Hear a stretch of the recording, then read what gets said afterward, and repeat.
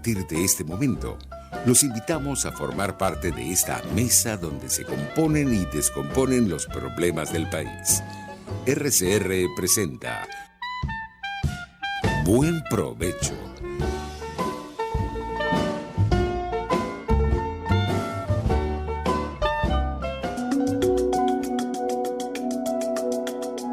Monitor de Derechos Humanos, con el abogado penalista Fernando Fernández. Buen mediodía y buen provecho. Les deseamos a todas las personas que nos escuchan. Les habla Fernando Fernández, director del Monitor de Derechos Humanos. Seguidamente leeré los créditos. En la dirección general de la estación está Jaime Nestares, en la gerencia de producción Wilixa Arcaya, en la producción del programa Carla Sons, en los controles Gregorio González, en la conducción quien les habla Fernando Fernández. Este programa está en todas las plataformas digitales rcr750.com, rcr.tv y rcr750, y YouTube rcr750. Esta es la radio que se ve. El Monitor de Derechos Humanos tiene como cuenta Twitter @dhmonitor y @fm_Fernández. También tiene las etiquetas Monitor de DH y Observa Atrocidades u Observa Crímenes. El correo electrónico es fmfmonitordh@gmail.com. Y bueno, hoy 9 de marzo de 2021 tenemos el gratísimo placer de contar con el buen amigo, con el colega y estupendo analista y muy documentado profesor y doctor Alejandro González Valenzuela, quien tiene posgrados en Derecho Administrativo y Derecho Constitucional, Derecho Procesal Constitucional, es alumno doctorando en Derecho, miembro fundador de la Asociación Mundial de Justicia Constitucional y del Bloque Constitucional de Venezuela. Bienvenido, doctor González, un grato placer tenerte con nosotros, Alejandro. Muchas gracias por estar con nosotros. Muchas gracias a ti, Fernando, por la invitación y un placer estar en tu espacio y contar pues con esta oportunidad y saludar también a tu audiencia. Muchas gracias, Alejandro. Bueno, hoy tenemos un tema particularmente importante, trascendente y sobre todo muy amplio, ¿no? De una gran profundidad, y por eso creo que tu persona, y que has hecho cantidad de estudios en el ámbito del derecho público, eres el indicado pues, para hablar un poco de ello, ¿no? Y nuestro tema de hoy es el Estado Constitucional de Derecho versus el régimen comunal. ¿Cuáles son las tensiones, las incompatibilidades, los efectos en los derechos humanos? Y estamos en presencia, lógicamente, de una situación dual, de un paralelismo donde hay una constitución formal de tipo democrático con ciertos elementos liberales, pero enmarcada en lo que se llama el Estado social, pensado un poco en el modelo alemán, versus un modelo que abruptamente ha ido introduciéndose y de manera consistente, que es el modelo de las comunas. Y esto ha generado tensiones, incompatibilidades, y bueno, eso lógicamente genera cantidad de efectos. Entonces, nos gustaría abrir con ese tema grueso para luego ir entrando en mayores detalles. Te agradezco una introducción sobre eso. Ok. Bueno, mira, lo primero que habría que señalar es que en Venezuela, o sea, si uno ve retrospectivamente, nunca hubo la voluntad por parte de los partidarios de la llamada Revolución Bolivariana en aquella época, en el año 99, la voluntad de consagrar de manera transparente un Estado constitucional democrático bajo la expresión del Estado Social de Derecho, ¿no? Que es una figura, como tú bien señalas, que está prevista ya en el constitucionalismo alemán, también en el español, pero también en la Constitución del 61 en Venezuela. Es decir, nosotros ya teníamos una tradición de social de derecho. ¿Qué ocurre? De que el año 99 se hace aprobar una constitución que podemos hoy, por hoy, sin lugar a dudas, de una constitución fachada, lo que Giovanni Sartori denomina constitución fachada. Esto es una constitución de que en apariencia mantiene o diseña un proyecto político, pero bajo ese proyecto político subyace el verdadero proyecto político de los tentadores del poder, que era ya la idea del Estado comunal. ¿Qué ocurre? Que esa constitución se aprueba en el año 99, es violada inmediatamente, por ejemplo, con el proceso del congresillo, cuando se designan irregularmente a los altos jerarcas de los poderes públicos en Venezuela, magistrados del Tribunal Supremo de Justicia, fiscal general, defensor del pueblo, miembros del CNE, y así comienza sucesivamente una serie de violaciones y vulneraciones a la Constitución, por ejemplo, en materia del Poder Judicial, que es una vertiente fundamental en todo este proceso, donde los jueces, con base a unos decretos de emergencia, comienzan a ser destituidos de manera irregular y empiezan a ser nombrados de manera irregular y con base a un criterio de provisionalidad que se vuelve permanente hasta el día de hoy, a nuevos jueces que se adaptan a los requerimientos del proceso político que se estaba iniciando. Entonces, luego en el año 2006 ocurre un hecho muy importante, porque en la campaña presidencial se habla de democracia. Yo recuerdo en aquel momento el candidato oficialista ponía valla aquí en la autopista del Este con una camisa blanca y un árbol de Navidad y un discurso del amor. Pero ¿qué ocurre? Esa elección, ex post facto, dice que la gente había votado por el socialismo y que había recibido un mandato de construir el socialismo. Señalamiento que reitera el 10 de enero del año siguiente, con la toma de posesión, donde dice pues, que ya el mandato es construir el socialismo y la toma del poder, que es una categoría que los marxistas manejan, digamos, en términos muy literales, ¿no? Entonces, de ahí en adelante se inicia todo un proceso ya de construcción, más o menos subrepticio, de este proceso del Estado comunal. Ahí, el año 2006, se aprueba la primera ley de consejos comunales. Luego, en el año 2007, tenemos que se plantean dos propuestas. Una de reforma constitucional que también era un fraude constitucional, porque a través de esa reforma se pretendía cambiar la estructura del Estado venezolano y la forma de la democracia venezolana, una democracia directa, de carácter socialista, que se decía pues con todas sus letras.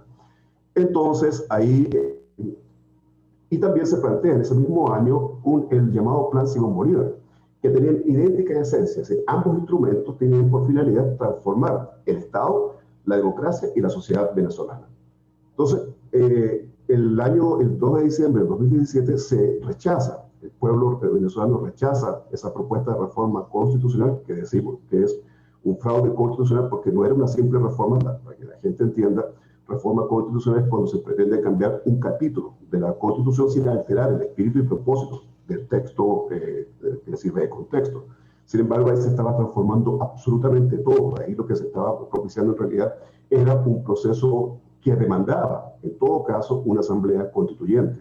Pero como sabían que no contaban con los votos, lo hicieron a través de este fraude constitucional con 33 reformas que propuso el presidente de aquella época, más 33 que planteó la Asamblea Nacional. ¿Qué ocurre ahora? Es que a partir de ese proceso, Fernando, el 2 de diciembre se rechaza esa propuesta. 12 días después, el 13 de diciembre, se aprueba por la Asamblea Nacional el Plan Simón Bolívar, o el que se conoce como el primer plan socialista de la nación, y ese plan se convierte en el hilo conductor, en el pilar fundamental de la construcción de la nueva legalidad, que vendría entonces el año 2009. El año 2009 se reforma la ley del Consejo Federal de Gobierno, que ya admite la posibilidad de que se cree un nuevo concepto de sociedad y de transferencia de poderes al poder popular.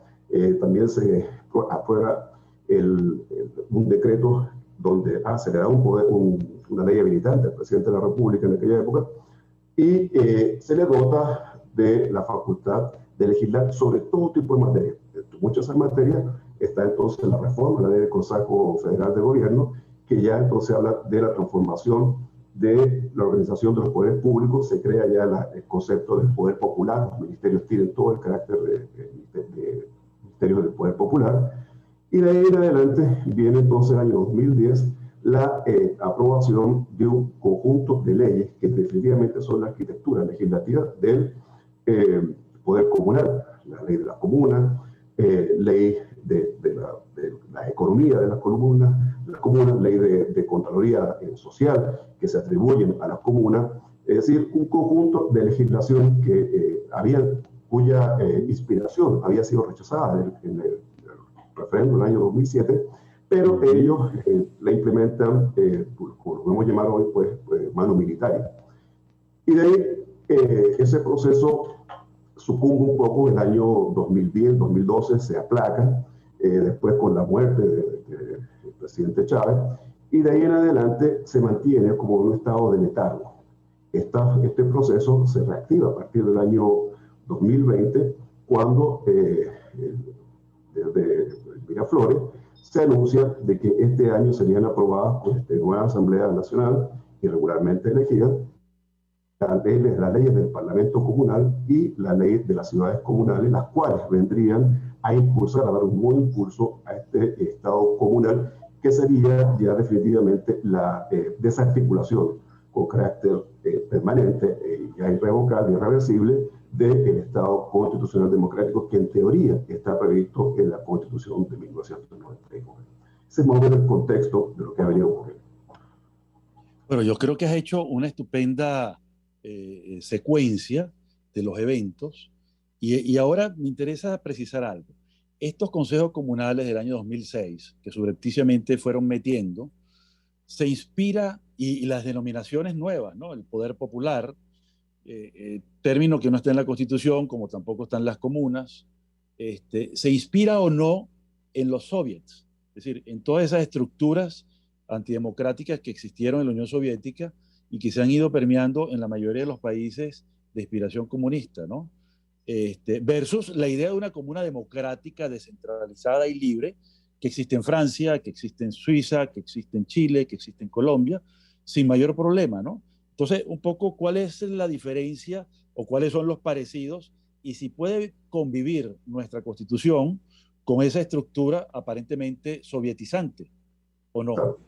No, evidentemente que no, porque las comunas a las que tú refieres, que existen en Chile, en Francia, por ejemplo, son comunas que es el equivalente a las municipalidades, ¿no? Y tienen una raíz y una esencia eminentemente pluralista.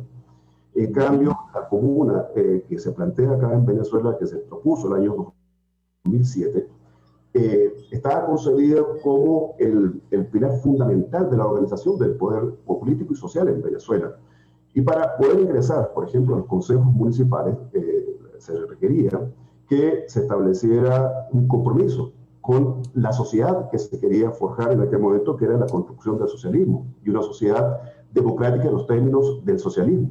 Entonces, cuando un proyecto político pierde el norte, que debe ser el valor fundamental, el pluralismo, y te hacen encasillarte por una sola opción ideológica, evidentemente de que eso es manifiestamente antidemocrático. Por esa razón sustantiva, pero además por una razón formal, porque toda la propuesta que tiene que ver con la comuna ya fue rechazada de manera expresa por los venezolanos en el referéndum del año 2007. Choca de manera fundamental con un valor que está establecido en el artículo 2 de la Constitución, que es el valor del pluralismo, que muchas veces se habla mucho en nombre del pluralismo y de la pluralidad. Fíjate que el Consejo Constitucional francés del año 92 estableció el verdadero alcance de ese principio a señalar que ya no es más un elemento de la democracia, sino que un fundamento del sistema democrático. Bueno, de ahí en adelante esa interpretación del Consejo Constitucional francés también ha sido retomada por el Tribunal Europeo de Derechos Humanos en relación a distintos casos, o sea, vulnerados derechos a la participación política. Entonces, es fundamental entender que la comuna es la antítesis del valor del pluralismo. Sí, esa visión de la comuna, evidentemente, ¿no? Hay una doctrina... El valor de la comuna o la visión socialista bolivariana de la comuna. Es correcto. Yo recuerdo mucho la doctrina venezolana del policlasismo. ¿Se parece eso al pluralismo del cual tú estás hablando, emanado del Consejo de Estado francés? Sí, pasa que el pluralismo es un concepto mucho más amplio, no tiene que ver solamente con el tema de las clases, tiene que ver con la libertad de tener opciones ideológicas, con la libertad de tener opciones religiosas, incluso con la obligación o el imperativo, por ejemplo, de que los miembros de un Consejo Constitucional o del Tribunal, que fue traído al Tribunal Constitucional alemán, el federal alemán, de que los miembros también deben tener una composición plural. O sea, por ejemplo, un tribunal constitucional no debería estar integrado únicamente por hombres, sino también por mujeres, y no solamente por constitucionalistas, también por penalistas, sino porque Ujú. a los tribunales constitucionales van a llegar casos que tengan distintas aristas, distintas dimensiones. Entonces, la idea del pluralismo va mucho más allá del policlasismo. Es un valor fundamental y así lo recoge en el artículo 2 de la Constitución venezolana. Claro, aquí en Venezuela ha sido letra muerta, ¿no? Pero es un valor esencial y el futuro de Estado constitucional democrático que aspiramos a restaurar o a instaurar tiene que tener como una columna central el valor del pluralismo. Y correcto, entiendo la diferencia que haces y lo profundo que es ese concepto del pluralismo, conjuntamente con la alternancia en el poder.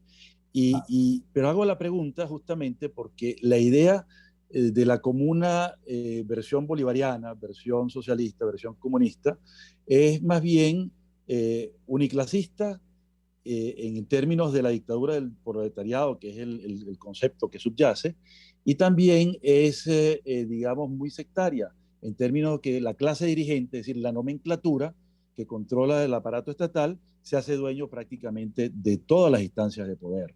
Y por eso, digamos, se ha venido desvirtuando la idea de Estado de Derecho, división de poderes. Entonces, esa idea de pluralismo se entronca o no con la idea de un autoritarismo, un concepto medianamente absolutista o totalitario. ¿Cuáles serían, digamos, los matices o las diferencias que tú observas? Son conceptos o categorías excluyentes, absolutamente. No cabe Correcto. ninguna posibilidad de que en un proyecto político autocrático o un autoritarismo competitivo, como lo fue Venezuela desde el año Correcto.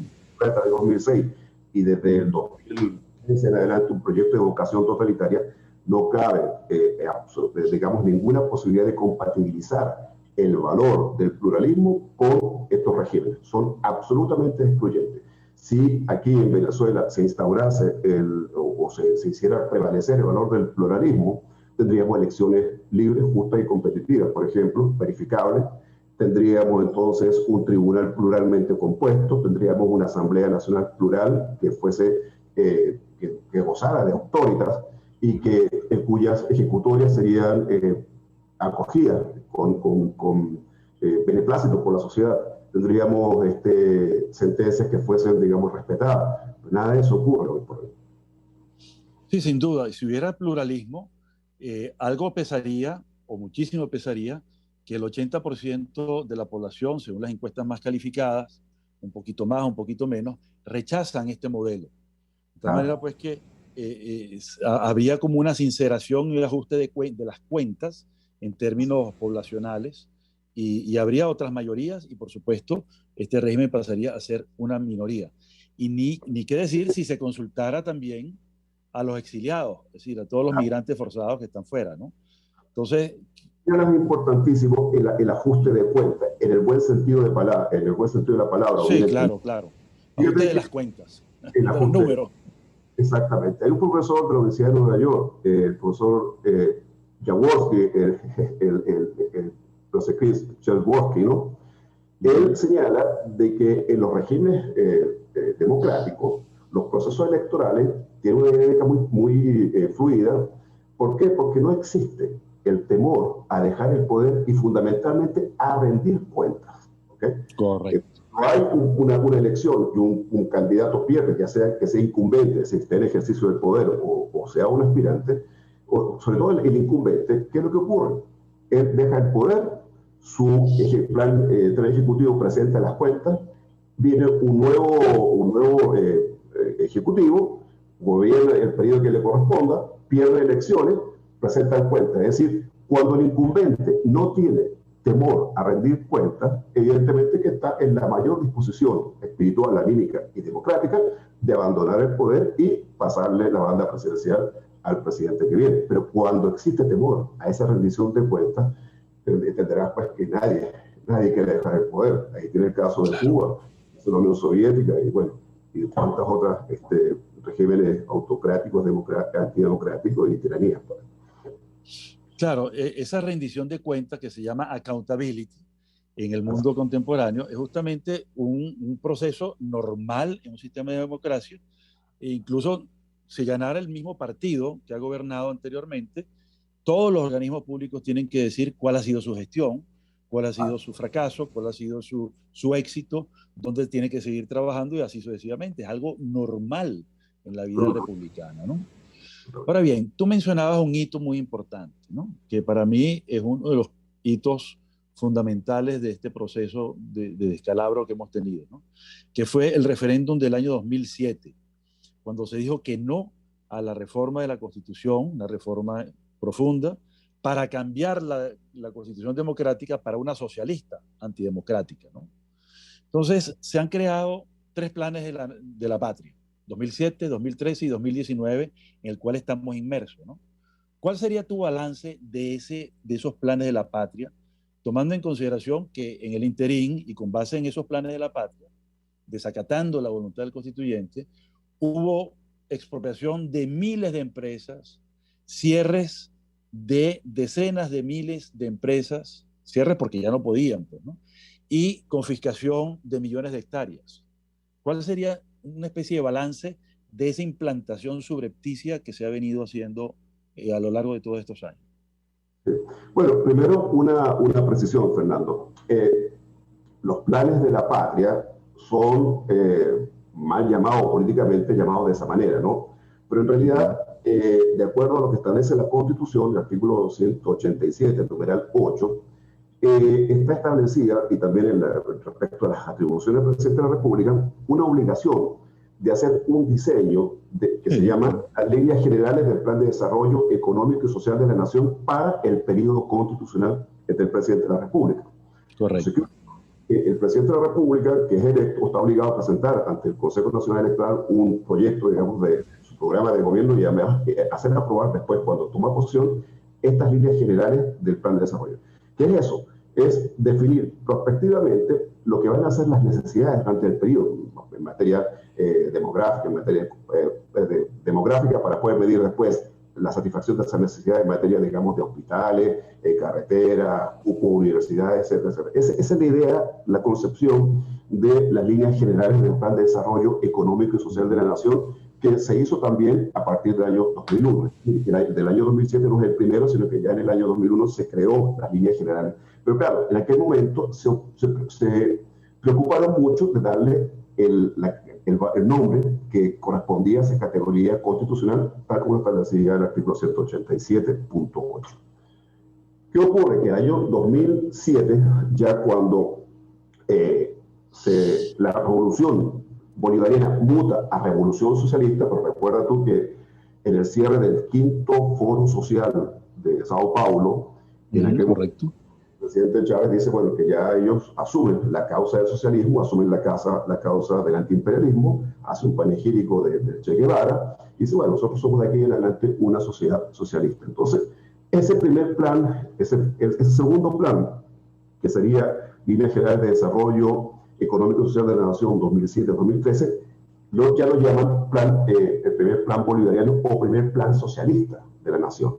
Ahí ya se define todo, en base al primer plan, en base a 7 estructuras, 7 columnas, se define ya de manera concreta cuál es el norte y el rumbo socialista, porque estaba sujeto a ser compatible con la reforma constitucional del año 2007. Entonces se define lo que es el rumbo socialista, la nueva ética socialista, el hombre nuevo, el carácter, por ejemplo, que tendría la legislación y el ordenamiento jurídico solamente pues para la satisfacción del bien común, el concepto en aquel momento de las empresas, el valor estratégico del petróleo como arma política.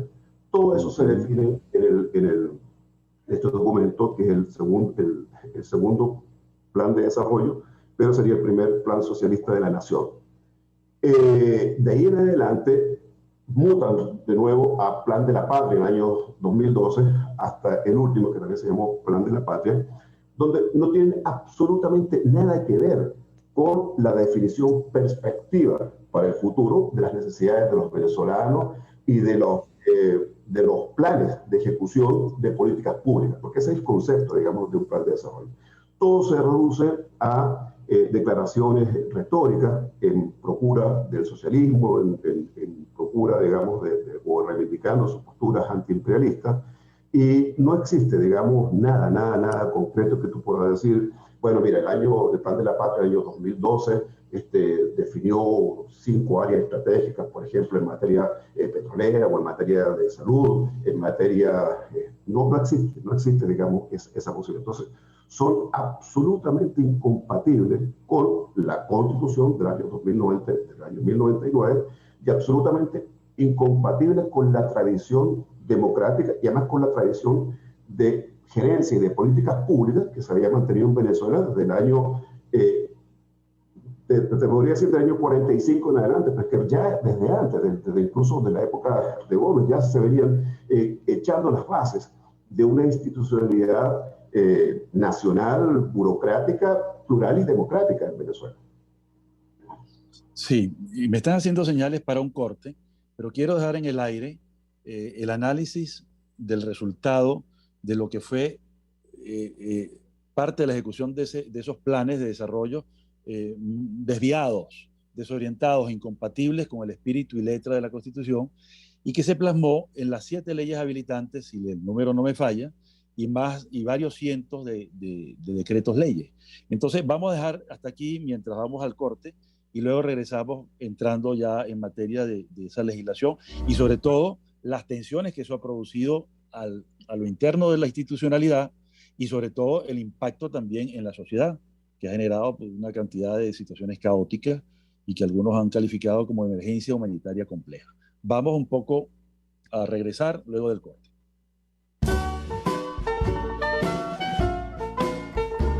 Los grandes temas se debaten en la mesa. Buen provecho por RCR 750, la radio que se ve. Y síganos en Twitter en @RCR750. Sintonícenos a través de Periscope, @RCR750, la radio que se ve. Y ahora quiero hablarte de Comercializadora Prada. Y ya de solo nombrarlo se me hace agua la boca, porque Comercializadora Prada son los más frescos quesos y embutidos que te llevan a tu casa. Todos los quesos, todos los embutidos. Y como cuentan con proveedores exclusivos, te resulta mucho más económico.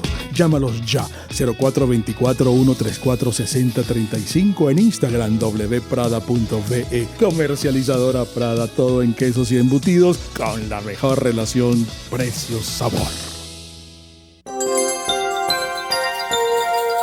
Es una interpretación de tendencias para tu signo zodiacal, un espacio guiado por los movimientos planetarios y sus consecuencias. Acompaña a nuestros astrólogos a descubrir lo que le deparan los astros signo por signo. Guía astrológica, todos los sábados, a partir de las 3 de la tarde, por RCR 750 AM. Moisés Naim en Efecto Naim. Hola, soy Moisés Naim desde Washington. Conéctese a rcr.tv. También nos puede seguir por @Efecto Naim en Twitter. Y estamos en Facebook y en Instagram. Y no olvide que puede disfrutar todos los contenidos del programa cuando usted quiera, suscribiéndose a nuestro canal de YouTube. Nos vemos en la radio. Los miércoles y viernes a las 7 de la noche. Solo por RCR 750 AM. Voz de América. Información precisa, completa, veraz, objetiva e independiente. Directo a tu pantalla. De lunes a viernes a las 2 de la tarde por RCR 750. RCR 750 AM. Porque lo bueno une.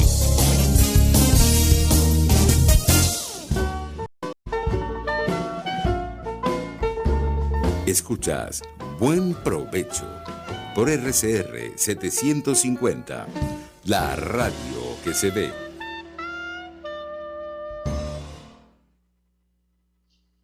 Bueno, volvemos luego de este pequeño segmento de descanso para hacer los anuncios de la estación a nuestro programa Monitor de Derechos Humanos. Estamos con el doctor Alejandro González Valenzuela. Quedó en el aire la pregunta y un poco el tema sobre las leyes habilitantes, en total 7, más de 300 decretos ejecutivos sustituyendo a las leyes con nombres rimbombantes, ¿no? decreto, ley, con fuerza, rango y autoridad de leyes, etcétera, etcétera, que ocupa como 3 líneas solamente la definición de los decretos, que en realidad no son leyes. Entonces quisiera un poco que nos dijera, Alejandro, ¿qué significa el tema de los decretos habilitantes? ¿Qué significan las leyes habilitantes para países como Venezuela? ¿Qué significó en la historia? ¿Por qué son tan importantes y por qué siempre se prenden las alarmas cuando un presidente de cualquier nación, y especialmente la venezolana, pide o ha pedido una ley habilitante? ¿Puedes conversar un poquito sobre eso? Me parece que es un tema muy importante.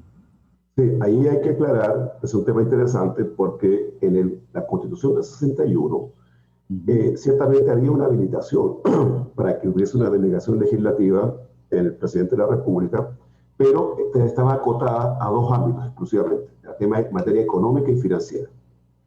¿Qué ocurre? Que en la Constitución del año 99, que sigue en la senda de la Constitución del 61, pero con todos sus vicios, sus defectos, y otros los agrava. Por ejemplo, uno de los vicios que agrava la Constitución del 99 fue el crear la potestad de la delegación legislativa, pero de manera ilimitada. Es decir, el presidente de la República no tiene ninguna limitación o ningún norte para poder legislar sobre las materias que él bien tuviera. ¿Qué ocurre? Que ya en diciembre del año 2001 se dictan un conjunto de leyes. ¿Se recuerda que eso fue 49 leyes que fueron la causa del conflicto que detonó a partir del año 2002? Entonces, el concepto o la categoría de la ley habilitante en Venezuela está muy deformado porque no tiene la vocación de límites que puede tener nuestros países y que tenía en la tradición constitucional venezolana. Más que una delegación legislativa, podríamos hablar en esos casos concretos de una abdicación de funciones parlamentarias. Entonces, ¿por qué digo esto? Porque a pesar de que la Constitución no hubiese establecido límites, cualquier congreso político con una vocación plural o una vocación evidentemente democrática, que tuviera, digamos, como norte la construcción del Estado constitucional democrático, habría dicho, bueno, no obstante que el poder, que la Constitución no establece límites, nosotros vamos a delegar competencias solamente en estos ámbitos y en función de esta coyuntura. También ha podido hacerlo la Sala Constitucional, pero nada de eso ocurrió. ¿Cuál fue la razón verdadera? Porque el proyecto político que se impulsó en el año 1999 tuvo como función esencial colonizar primero los poderes públicos. Fue una labor, si tú quieres, te pone a verlo hoy por hoy en retrospectiva, una labor, digamos, de precisión milimétrica. Es decir, vamos a colonizar los poderes, primero el poder judicial, lo hicieron también con el tema militar. Entonces tú recuerdas que antes el Senado era el que establecía las autorizaciones para los ascensos desde coronel en adelante. Ahí en la Constitución del 99 se atribuyó esa potestad exclusivamente al presidente de la República. Entonces ya tenía por un lado el poder militar, tenía el poder judicial, 2 bastiones fundamentales. Lasalle, en una obra que se llama ¿Qué es la Constitución? Sí. Que la Constitución definitiva es expresión de los factores reales de poder, y dentro de una sociedad el factor real de poder más importante es el armado, el militar, la Fuerza Armada. Entonces, ahí se ocuparon de eso. Entonces, de ahí en adelante, el tema de la delegación legislativa, Fernando, es casi que una anécdota, porque entrar a hablar sobre eso es hablar, digamos, sobre la tensión permanente que ha habido desde el mismo año 99 hasta el día de hoy, pero hoy por mucho más agravada en los últimos 10 años, entre lo que es la facticidad, la arbitrariedad, la nula arbitrariedad y el poder jurídico. Es decir, en Venezuela hoy por hoy no tiene sentido hacer mucho análisis constitucional o análisis jurídico. O sea, tiene mucho sentido, digamos, para nosotros desde el punto de vista profesional y académico, pero para la sociedad, digamos, está clarísima de que desde el año 1999, desde el mismo momento que se aprueba, el 29 de diciembre, se aprueba la Constitución el 15 de diciembre, pero el 29 de diciembre el Congresillo dicta normativamente la cual nombran a las autoridades, a las jerarcas, digamos, del poder público en Venezuela. De ahí en adelante, entramos en una fase de facticidad y arbitrariedad. ¿Qué ocurre? Que esa facticidad y arbitrariedad que está en tensión con la Constitución y con la democracia se hace mucho más virulenta. El año 2007, donde se produce un deslinde ya con los objetivos ideológicos, programáticos establecidos en la Constitución y con su proyecto constitucional que subyacía en la Constitución del año 99, que es el Estado Social de Derecho.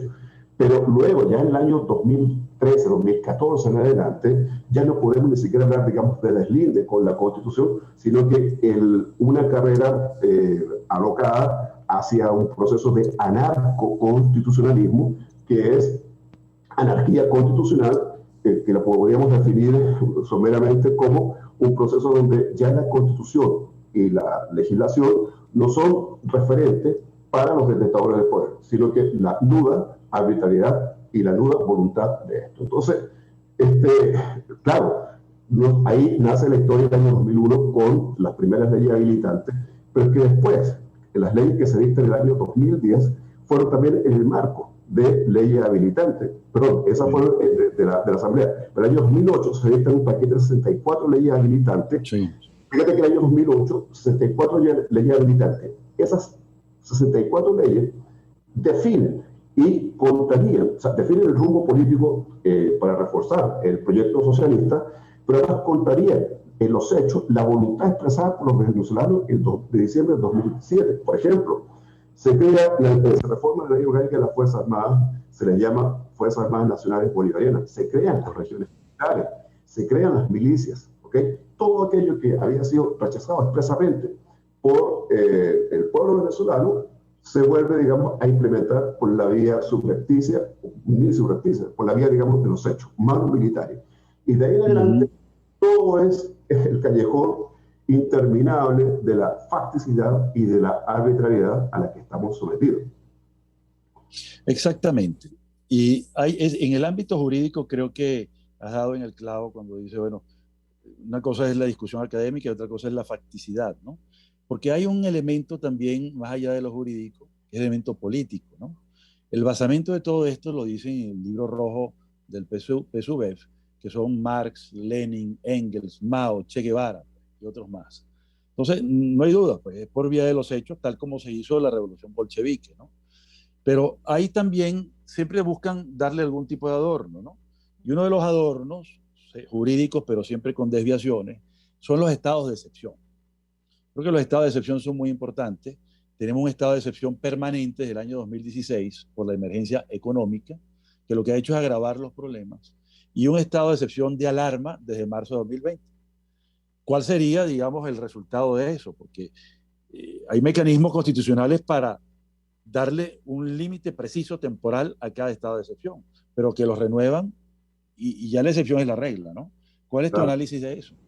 Sí, bueno, mira, ahí también cabe decir que así como la Constitución del 99 supuso un retroceso en algunas materias, como te señalé, en materia de procesos militares, hubo avances también en la Constitución del 99. Y uno de los avances fue justamente el régimen jurídico de los estados de excepción.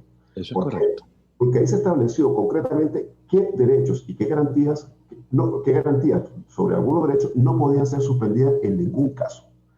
Y qué otros derechos podían ser restringidos, ¿okay? Sus garantías podían ser restringidas, pero además estableció dos mecanismos de control, uno jurídico y uno político. Jurídico, la Sala Constitucional, el político, la Asamblea. Más aún, hay teóricos, por ejemplo, nuestro querido amigo Jesús Casal, que sostiene la Asamblea Nacional ha debido ser la titular o la competencia para poder, digamos, decretar esos estados de excepción y no el presidente de la República. Pero en relación a lo que tú planteas, en Venezuela se han dictado estados de excepción en diferentes oportunidades. Pero los últimos estados de excepción ya no podemos denominarlos pues, como estados de excepción marcados dentro del proceso constitucional, sino que son estados nuevamente de facticidad donde no se ha cumplido el requisito fundamental de que la Asamblea Nacional autorice las declaratorias de ese estado de excepción, por ejemplo, sobre todo del año 2015 o 2016 hasta ahora, y mucho menos se ha autorizado las prórrogas de ese estado de excepción. Es decir, estamos nuevamente ante una arbitrariedad permanente importante. A lo mejor puede que suene algo majadero, pero yo insisto en el tema de la facticidad y la arbitrariedad, pero es que no existe otra manera de hacer análisis jurídico de la coyuntura actual o la contingencia actual en Venezuela si no se tiene, digamos, claro de que nada de lo que podamos hablar puede ser analizado desde una perspectiva jurídica. O sea, obviamente, desde la perspectiva jurídica, digamos, de lo mal hecho, de lo retorcido, de un entuerto jurídico. Pero, digamos, un estado de excepción, en teoría, teníamos una normativa muy sana, muy progresista, muy de avanzada, pero que quedó en letra muerta, como han quedado muchos otros aspectos de la Constitución del 99, porque los orientadores del poder hoy por hoy no entienden de reglas. Como tú señalabas, ellos tienen un proyecto político, ese proyecto tiene una vocación totalitaria, por lo tanto es incompatible con reglas. La democracia la define Bobbio pues como las reglas del juego, o sea, el Bobbio le da una dimensión instrumental a la democracia. Entonces, vamos a jugar a la democracia. Esta es la cancha, aquí hay una cancha de fútbol, si me permite el símil, aquí se hace tal, qué sé yo. Pero estos no, entran en la cancha con una vocación distinta. Hacen trampas, le pegan al árbitro, lo compran, amarran a los defensas, hacen goles. Es decir, es una visión distinta. Por lo tanto, digamos, no podemos analizar desde la perspectiva sana de las reglas del juego, o si fuese, digamos, un régimen democrático, un gobierno democrático, uno dice, bueno, vamos a hacer la crítica. Incluso hasta eso, hoy por hoy está limitado, ¿no? Existe mucha inhibición a hacer crítica porque las consecuencias no son menores, ¿no? Sí, todo está censurado o sometido a una posible cárcel. Así es. Qué bueno el símil que haces con el fútbol, y además qué interesante tu enfoque de los estados de excepción que están muy reglamentados. Y uno de los requisitos formales que están en la Constitución es seguir los principios y garantías del Pacto de Derechos Civiles y Políticos y de la Convención Americana de Derechos Humanos, lo cual consiste en notificar a estas instituciones, a la ONU y a la OEA, cosa que, hasta donde sé, nunca ha ocurrido. Tal pues que la Constitución se ha convertido en una especie de caramelo envenenado, ¿no? Un caramelo porque cuando hablamos de los derechos humanos, todo el mundo dice, caramba, qué progresista. Pero cuando uno ve la materialización de otras normas constitucionales y la interpretación torcida que le dan, discrecional, de prerrogativas y de alta facticidad, bueno, termina siendo pues una especie de caramelo tóxico, ¿no? Porque los derechos humanos pasan a ser de nuevo esa fachada que decías al principio citando a Sartori muy atinadamente, ¿no? Entonces, el pecado original, ahí Fernando, estuvo en todo el proceso constituyente del año 99, que no tuvo las contenciones o los límites constitucionales y democráticos que debió tener el proceso constituyente del 99. Luego, la Constitución del 99 también fue un ensamblaje de buenas intenciones con el veneno, el caramelo envenenado que tú refieres, que se traslucía fundamentalmente en aspectos como el tema militar. O sea, a mí me cuesta creer cómo en aquel momento, digamos, la clase política no pudo haber advertido de que ahí esa costura iba a traer, digamos, unas roturas importantes institucionales más adelante. Eso por un lado. El tema de la designación provisional de los altos jerarcas del poder público el año 99, que lo peor, que el año 2000, noviembre del año 2000, Fernando, la Asamblea Nacional dicta una ley ratificando la selección irregular de estos miembros de los altos poderes públicos con los votos incluso de algunos partidos que son de oposición, que eran de oposición en aquel momento. Uno de ellos supuestamente sigue siendo oposición el día de hoy. Entonces uno no entiende, claro, a ellos les tocaron, digamos, una cuota en algunos de los magistrados, tal, qué sé yo, dentro de la Suprema Justicia. Entonces, claro, por ese lado se puede explicar el aberrante cálculo político. Pero ya, y después viene el tema del Poder Judicial, cuando se empieza a desmontar con las instituciones arbitrarias de los jueces que tenían muchos años en el ejercicio de la judicatura. Lo mismo ocurrió con la Fiscalía.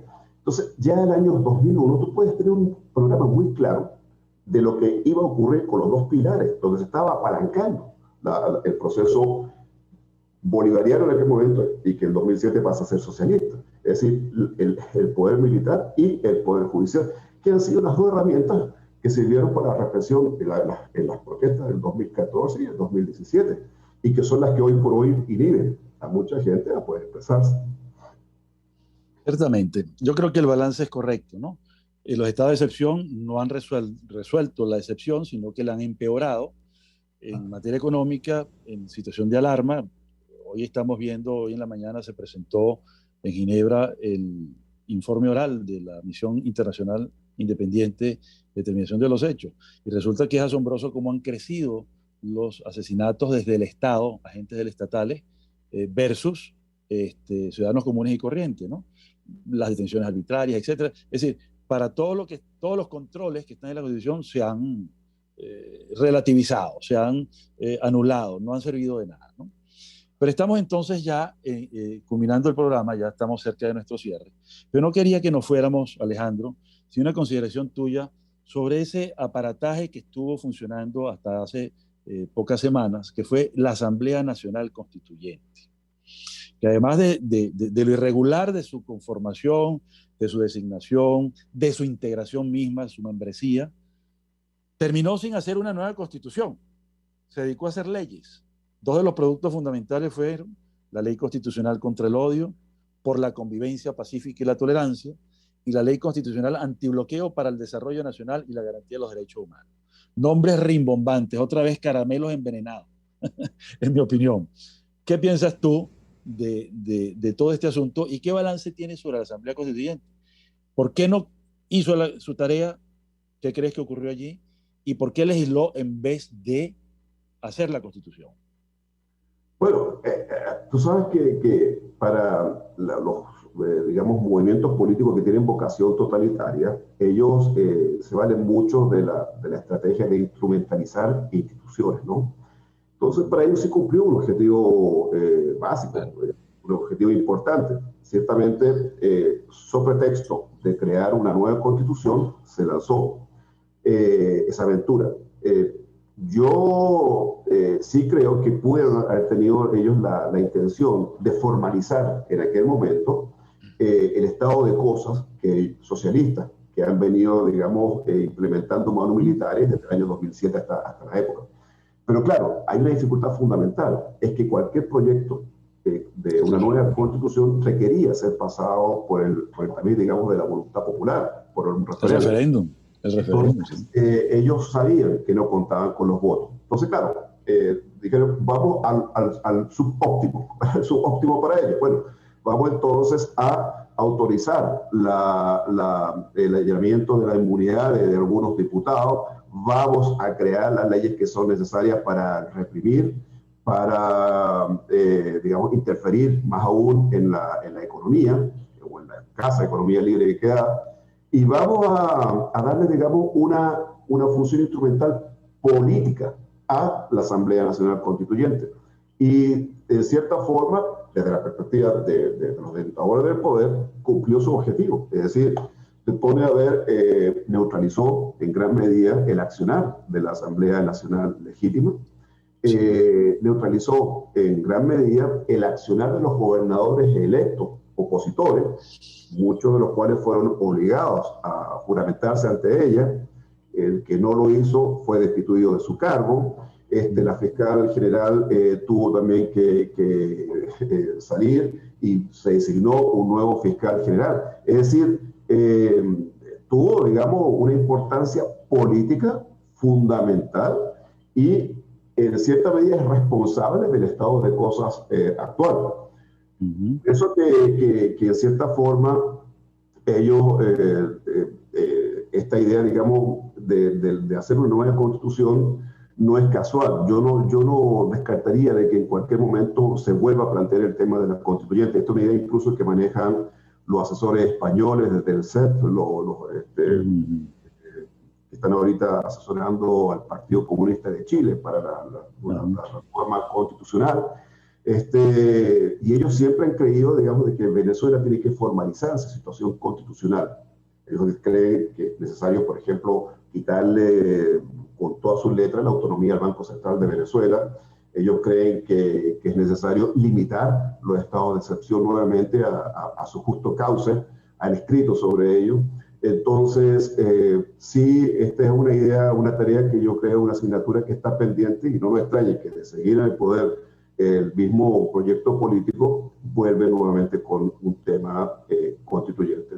Aun cuando por ahora, o para el inicio del próximo periodo constitucional, hasta ahora, digamos, se han prevalido tanto de la Asamblea Constituyente, que ha actuado con base a la facticidad, que te digo yo, y a la arbitrariedad, y también a la facticidad que emana de los estados de excepción. Es decir, en Venezuela, por eso es que es muy complejo y complicado decir pues, que tenemos un Estado de Derecho. No tenemos Estado de Derecho, no tenemos un sistema, digamos, constitucional democrático, ni siquiera tenemos una democracia ni electiva ni una democracia constitucional. Bueno, un buen balance y terrible, ¿no? Porque implica pues una cantidad de efectos sobre la sociedad, sobre la economía, sobre la ciudadanía en general y sobre cada individuo. Eso explica en gran medida el sufrimiento de tanta gente que ha tenido que irse, aparte de la gravísima situación económica, ¿no? Pero no queríamos... Sí. Perdón un segundo. Sí. Yo diría que también, digamos, al lado de este análisis, digamos, desgarrador, también está el hecho de que nosotros debemos tener mucha confianza, mucho optimismo, mucha fe. Mira, esto es apenas un accidente en la historia, es un proceso político que está muy desgastado, porque a pesar, digamos, de que están en el poder, está muy agotado, están en una situación, digamos, tal vez de colapso en cámara lenta, tienen problemas financieros tremendos, y la apuesta que hay que hacer es que nosotros estamos condenados a la democracia, estamos condenados, digamos, a vivir en un país decente, y aquí hay mucha gente que está todavía, digamos, dispuesta a aportar lo mejor de sus convicciones, de sus profesiones, de sus distintos intereses para hacer de Venezuela un país mejor, en la medida de que esa lucha ellos no hayan podido ganarla, en la medida de que tengan un 80% de rechazo. Eso nos da muchas luces y para tener mucha esperanza sobre lo que viene en Venezuela. Vamos a un último corte y vamos a dejar para último, digamos, un poco y despedirnos con esto, ese mensaje positivo que yo comparto, ¿no? En Venezuela se ha venido formando una juventud y también gente muy madura que ya ha tomado desde el movimiento vecinal, el movimiento por el agua, el movimiento por la alimentación. Es decir, los mismos gremios profesionales están sumamente activos, ¿no? Sí. Y creo que hay una excelente condición, sobre todo porque el objetivo de todo proyecto totalitario es conquistar las mentes de la gente. Y eso no lo han logrado. No lo han logrado y al contrario, cada día el rechazo es mayor y multitudinario, unido pues a que no pueden gobernar. No pueden garantizarte el agua, no pueden garantizarte la electricidad, la telefonía, internet que sea fiable, en fin, todas esas cosas. Entonces quería que despidieras el programa con ese mensaje de lo que tú percibes, sobre todo con tus estudiantes y con los grupos que tú interactúas.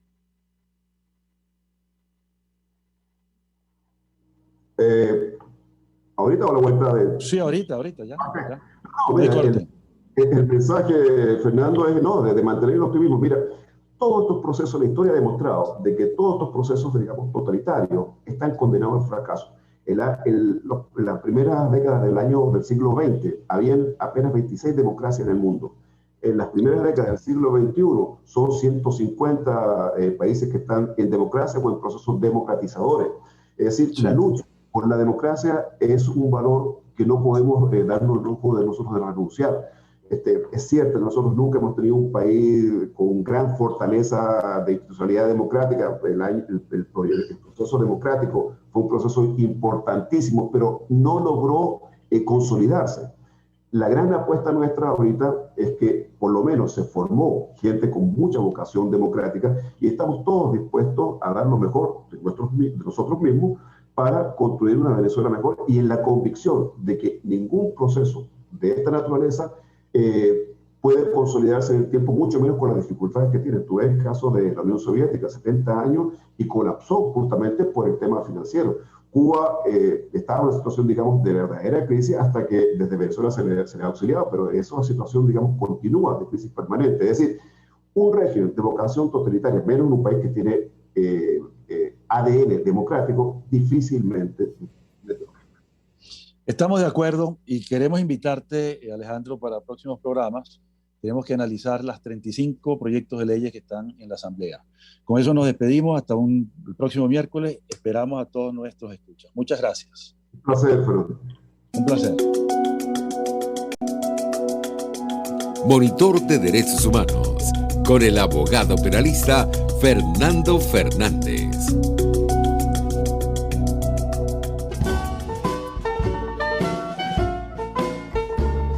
RCR presentó Buen Provecho. Síganos en Twitter como @RCR750, la radio que se ve.